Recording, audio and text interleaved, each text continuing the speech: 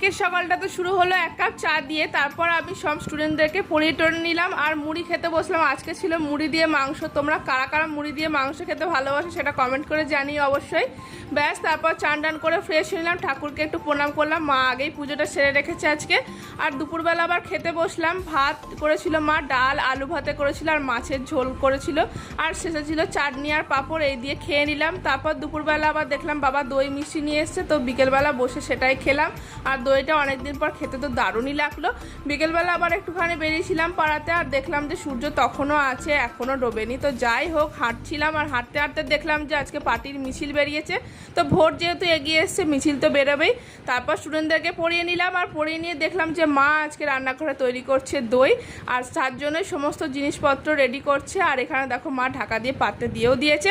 রাতে রুটি তরকারি ডিনারটা সারলাম। ভিডিওটা ভালো লাগলে লাইক শেয়ার সাবস্ক্রাইব করো। Thanks for watching, tata.